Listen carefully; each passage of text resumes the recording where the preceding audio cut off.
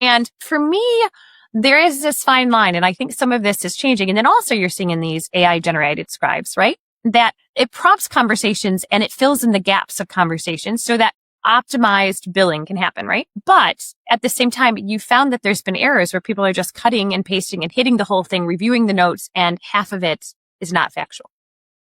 And so I think the technology has gotten very far ahead in some of these situations, and we're going to start to see the repercussions of the way that this information is being presented or the way the information is not being presented. And it's a really interesting time because none of us as clinicians want 100% of our phone calls recorded, right? Not all of those things to be said. And it's not happening.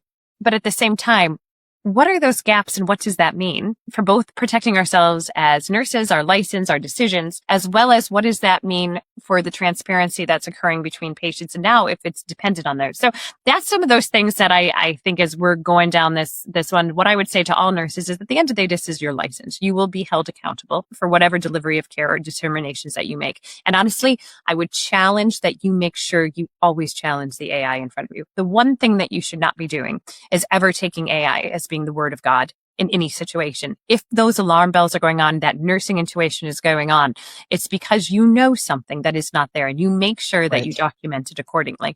And we will fight to make sure that nursing license and independent practice and scope is protected in these kind of areas.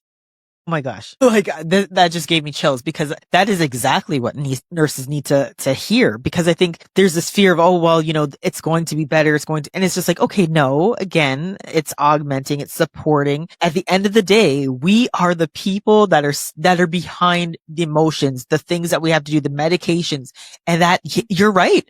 It is your license that is on the line. And I think this is where people will feel conflicted to say, okay, well, the machine's telling me this, but my intuition's telling me this, or, what I've done true to practice is telling me this. And it's like, this isn't even just a trust your gut. This is do the right thing. What are those vitals saying? What is the patient in front of you saying? What do they look like? How do they feel, touch? The machine can't do that. And I think that you put out such an important point.